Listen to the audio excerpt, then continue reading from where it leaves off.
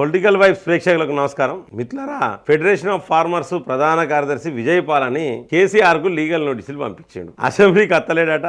రైతుల సమస్యల గురించి మాట్లాడాలి, రైతులకు చాలా సమస్యలు ఉన్నాయి, తెలంగాణలో ఉన్న ప్రతి సమస్య గురించి మాట్లాడాలి, ప్రతిపక్ష నేత అని పంపించండి. ఇక అయిపోయింది. ఎట్లున్నదండి ఇది? పుష్ప సినిమాలు ఏంటంటే వాడు ఎర్రచందనం దొరకబట్టినామంటాడు, అది సండ్రా అని చెప్పేసి అంటాడు. ఈల కొట్టుకుంటుండే సీన్ ఒకటి ఉంటుంది పుష్ప 2లా. పోయేటోన్ని వాడు పోయేటోన్ని షెకావతయ్య గాడు మరీ గోక్కొని పిలుచుకొని దొరికింది ఎర్రచందనం ఒక బండి దొరికిందంటే డామ్ అని లేపెత్తాడు. చూసినావా? అంటే పిలిపించి గోకించుకోవడం అంటే ఇదే. నేను మొన్ననే చెప్పిండు కేసీఆర్ కొడితే గట్టిగా ఉంటుందని. సంవత్సరం పాటు కేసీఆర్ ఎందుకున్నాడంటే ఈ తెలంగాణలో సమస్యలు మొత్తం బయటకు వస్తాయి సంవత్సరంలో. ఎందుకంటే వాళ్ళే ఘోరంగా అప్పులు చేసారు, బీఆర్ఎస్ వాళ్ళే ఘోరంగా అప్పులు చేసారు బీఆర్ఎస్ ప్రభుత్వం. ఇక ఆ అప్పులు చేసిన దాంతో వీళ్ళే నడుపుతారు ప్రభుత్వం. ఆయన క్లియర్ గా తెలుసు, లెక్కలు నోటి మీద ఉంటాయి. అయితే ఇక గోక్కుడు అంటే ఇప్పుడు అవసరం, అసెంబ్లీలోకి అవసరమా? ఈ అసెంబ్లీలోకి అయితే ప్రమాదం ఏంటంటే కాంగ్రెస్ ని ఎదుర్కొంటాడు, అందులో నో డౌట్. కాంగ్రెస్ అనేది కేసీఆర్ ఇంటికతో సమానం, వాస్తవం చెప్పాలంటే ఎదుర్కొంటాడు. కానీ ఓ ప్రమాదం ఉన్నది తెలంగాణలో.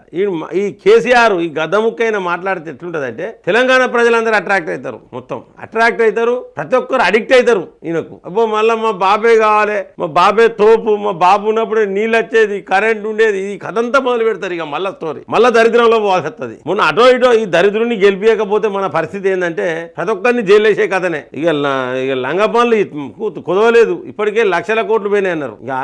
వాటి మీద విచారణ అంటే కాంగ్రెస్ ప్రభుత్వం చేస్తలేదు, పిలిపించి గోక్కోవడం. ఈ రేవంత్ రెడ్డి ఎప్పటికి ఏమంటే ఫామ్ హౌస్ లకి వెళ్ళి రావాలి, కేసీఆర్ ఫామ్ హౌస్ లకి వెళ్ళి రావాలంటే ఇక వస్తాడు. మరి ఇంకా వస్తాడు ఎందుకు? పిలిపించి గోకించుకోవడం ఎందుకు? అవసరమా? తెలంగాణ ప్రజలకు చాలా దరిద్రం. కేసీఆర్ ఫామ్ హౌస్ లే ఉండాలి, ఓ 90 ఎమ్మెల్యేసి పండుకోవాలి, ఏదంటే పుస్తకాలు చదువుకొని సుత్తాడే వయసు అయిపోతే తలకాయనో పోతుంది. ఆయన కొడుకు, ఆయన అల్లుడు, ఆయన బిడ్డను ఎదుర్కోవడమే ఈ కాంగ్రెస్ తోనే అయితలేదు, శాతనైతలేదు, కాంగ్రెస్ కు శాతనైతలేదు. కేసీఆర్ ను రావాలి, నువ్వు కేసీఆర్ ను అసెంబ్లీకి రమ్మంటే మళ్ళీ మా బాపే కావాలని ఆ నల్గొండ గద్దరు పాటలు వేసుడు చచ్చిపోతాం. ఇక దరిద్రం అంటే దరిద్రం. ఇక ఇప్పటికే కాంగ్రెస్ సంకనాకిపోయింది, అయిపోయి కాంగ్రెస్ పని అయిపోయింది మిత్రులారా, కాంగ్రెస్ పని అయిపోయింది. ఇప్పుడు బీఆర్ఎస్ వర్సెస్ బీజేపీ ఉంటుంది. బీజేపీకి కొత్త రాష్ట్ర అధ్యక్షులు వస్తారు, వచ్చిన తర్వాత బీజేపీ ముందుకు పోయే అవకాశాలు ఉంటాయి. మరి ఈ కేసీఆర్ బాబు రావాలంటే మళ్ళీ బాపే కావాలంటారు. అందుకే పిలిపించి గోకించుకోవద్దు. నేను చెప్తున్నా కదా, పుష్ప 2 కథ అవుతుంది. అల్లు అర్జున్ పోయడోని మోనియాలి, మళ్ళీ వెనక కథ ఏమవుతుంది?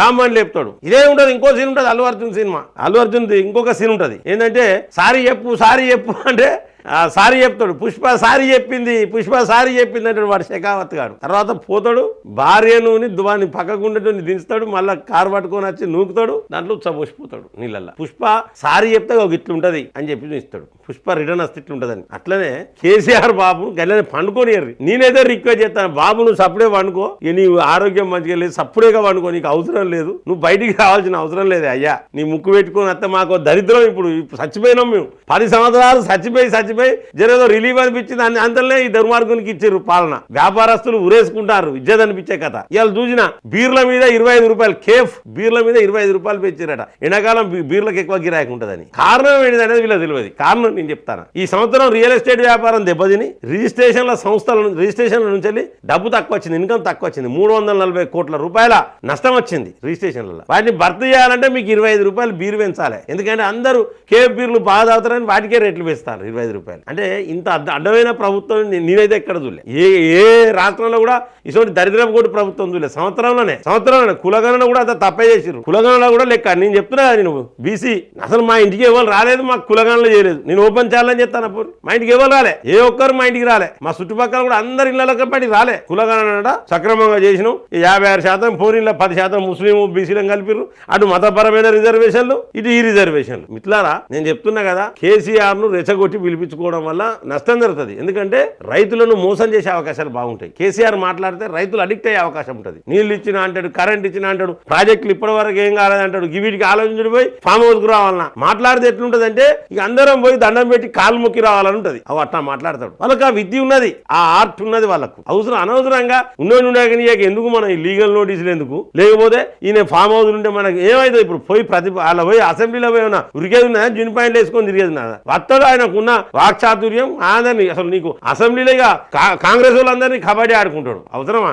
కేసీఆర్ ను కొట్టాలంటే అది కాదు, కేసీఆర్ అవినీతిని కొట్టాలి. ఫస్ట్ కేసీఆర్ ను అవినీతిని కొట్టే ధైర్యం దమ్ము కాంగ్రెస్ లేదు. ఇంకా కేసీఆర్ అంటే ఫామ్ హౌస్లోకి వెళ్ళి రావాలి, వచ్చి మా ముడిమికెళ్ళి చనిపోవాలని చెప్పేసి అడుగుతాను కాంగ్రెస్. సో మిత్రులారా, దీన్నైతే నేను ఖండిస్తాను. ఎందుకంటే వద్దు, బాబు మళ్ళీ అచ్చురద్దు. ఆ నల్గొండ గద్దరు కూడా చెప్తారు, 2 చేతులు దండం పెట్టి చెప్తానా, ఈ బాబు వద్దు అని ఒక పాడరాయి చచ్చిపోతాను మేము.